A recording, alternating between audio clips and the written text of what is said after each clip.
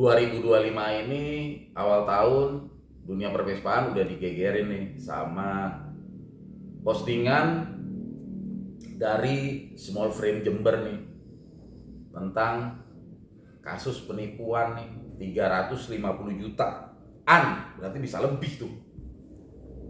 Kenapa gue ikut berkomentar di sini?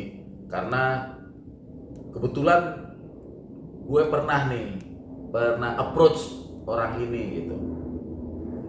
Gue cerita ya, mudah-mudahan ini jadi pelajaran sih ya, jadi pelajaran buat teman-teman atau jadi masukan nih, input, jadi edukasi gitu. Kita selalu ambil positifnya aja gitu. Buat yang udah kena, bersabar aja.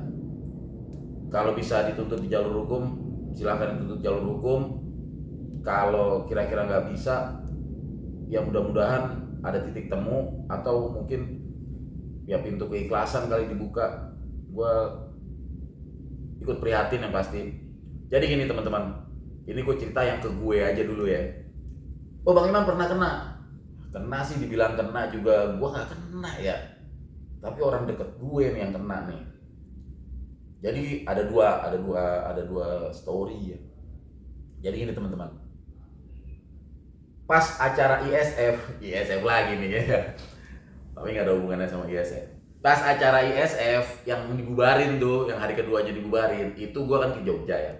Gue ke Jogja sama bini gue. Nah, karena gue sambil hunting, jadi gue ke event Vespa itu memang gue sambil hunting gitu ya, sambil cari-cari yang apa yang bisa dibeli.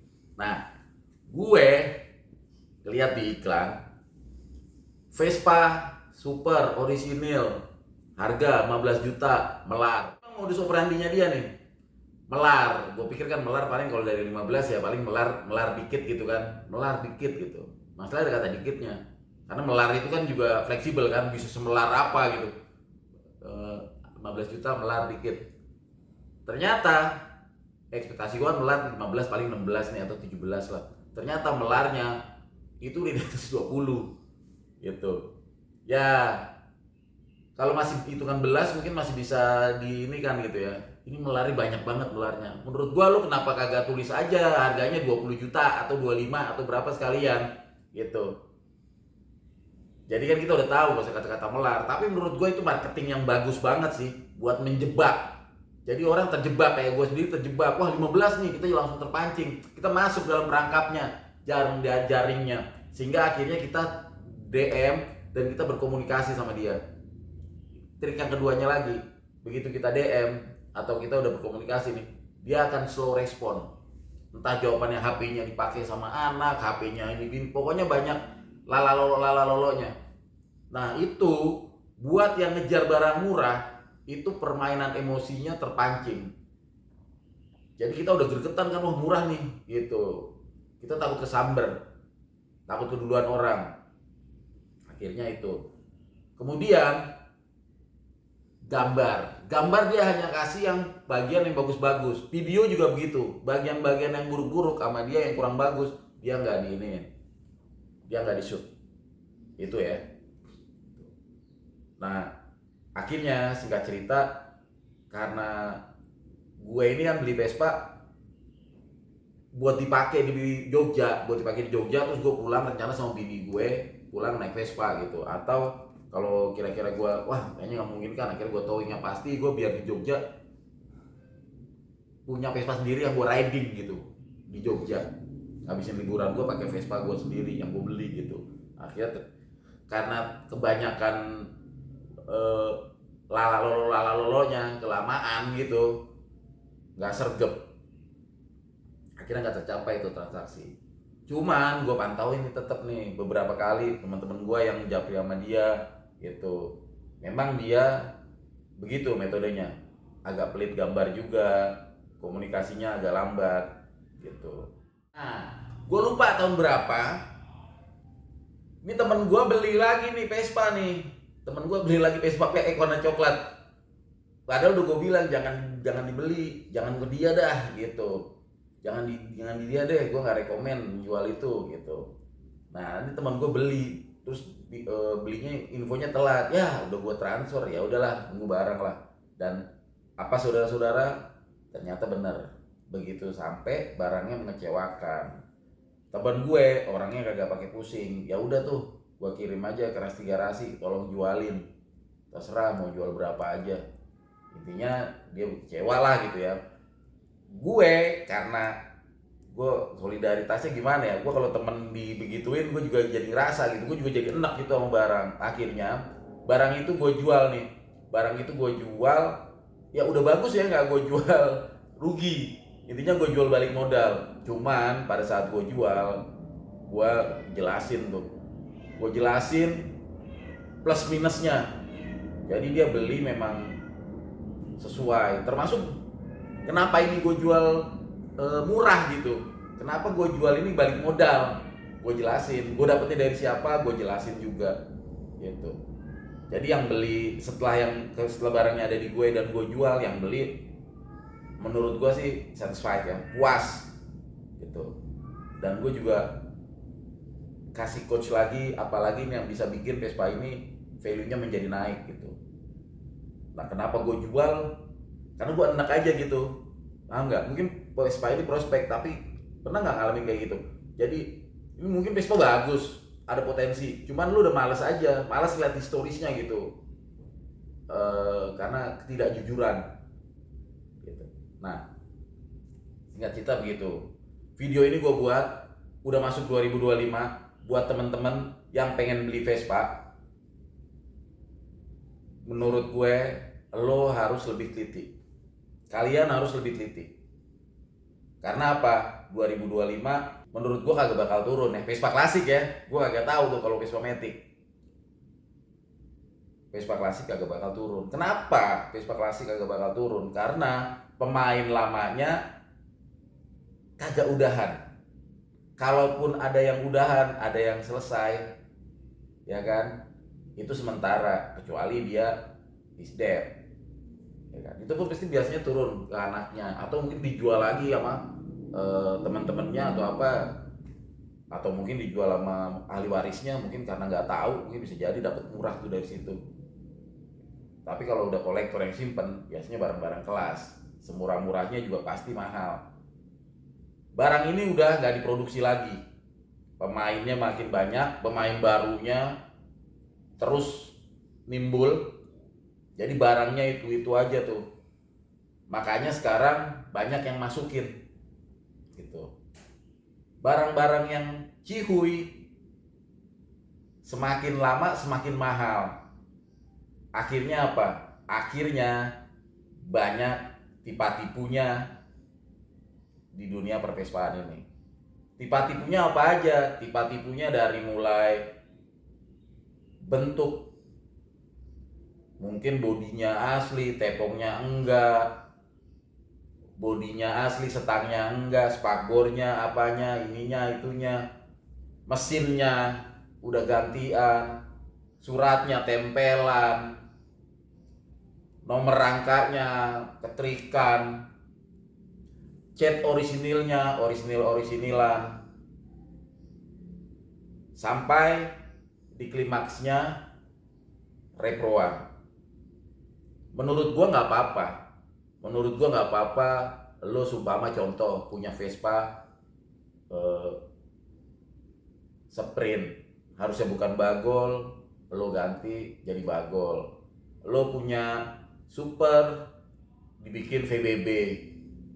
Lo punya spesial 90 atau PTS, dibikin SS. Menurut gua nggak apa-apa, atau gocapan sekalipun, menurut gua nggak apa-apa.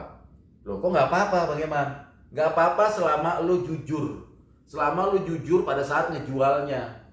Pada saat ngejual lo kudu bilang, ini Vespa gue jual, kondisinya, catnya ori-orian gitu. Karena sekarang ori-orian juga banyak banget yang jago bikin ori look. Dibikin seori look, kebal thinner, mirip banget. Dan penjual biasanya mau penjual baru, mau penjual lama, biasanya karena kan semuanya sama-sama ngejar profit, ngejar untung. Dia pasti akan bilang dapatnya begitu, lo selesai kalau dapatnya begitu. kecuali dia bisa jamin orisinil. Profiling, ketemu penjual yang tepat, apakah itu jadi satu jaminan, Bang? Belum tentu. Kita aja bisa terjeblos dalam situ, apalagi yang awam. Makanya buat teman-teman yang pertama-tama, ini sorry kalau bicaranya agak muter ya, karena jumping nih. Yang pertama, teman-teman kalau mau beli Vespa, jangan tergiur harga murah. Susah banget sekarang nyari Vespa yang murah dengan kondisi yang bagus. Jadi ada harga, ada rupa. Kedua, cari penjual yang terpercaya. Walaupun penjual terpercaya sekalipun, teman-teman harus cek.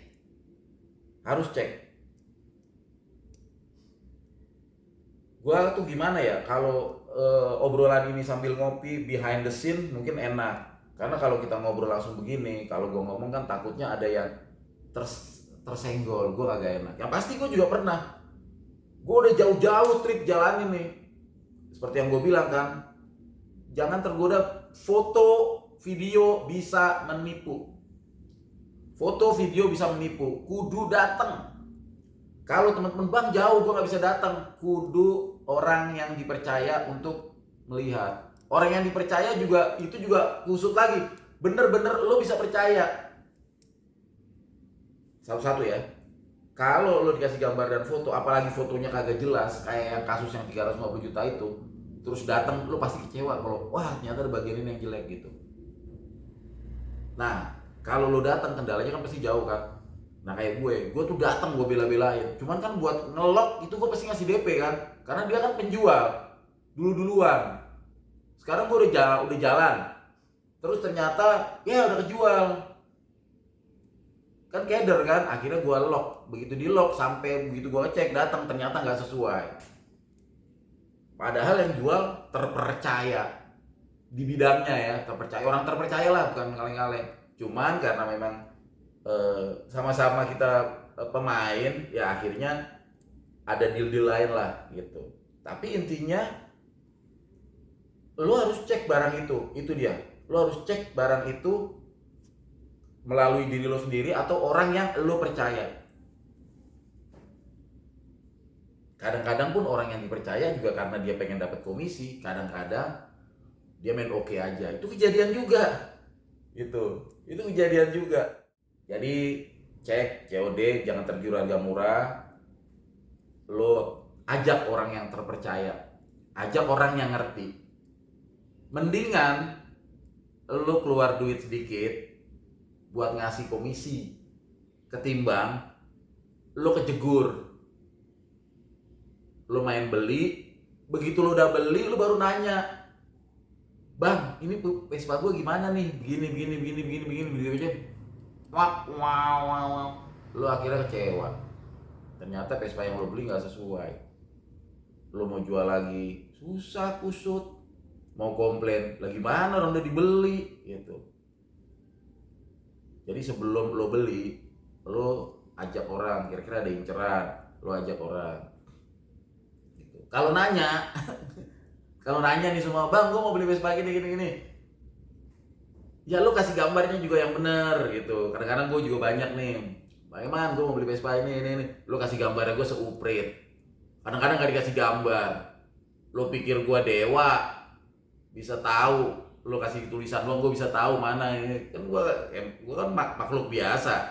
Gue kudu ngeliat dulu gambarnya, gue video, baru gue ngasih penilaian. Itu pun gak bisa 100%, tetep lo harus datang. Orang gue juga datang, gue aja ngeliat dulu barangnya, karena mata gue aja bisa ketipu lewat foto dan video gitu. Jadi garis besarnya itu ya teman-teman, hati-hati kalau mau beli Vespa, jangan main transfer. Apalagi kalau harga murah, lelang apa segala macam, simak dulu, profiling dulu, cek dulu yang jual siapa. Di video-video gue, mau Instagram mau di YouTube, udah sering gue share tips-tipsnya kalau mau beli Vespa. Dari gue itu aja sih ya, udah kepanjangan juga. Mungkin untuk pertanyaan-pertanyaan atau apa, teman-teman bisa tulis di kolom komentar, nanti gue jawabin. Banyak banget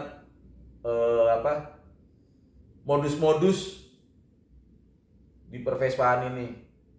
Buat teman-teman yang pedagang khususnya, eh, dagang yang jujur aja biar berkah. Kalau barangnya nggak lengkap, bilang nggak lengkap. Kalau barangnya nggak ori, bilang nggak ori. Kalau ori-orian, bilang itu ori-orian. Kalau repro, bilang itu repro.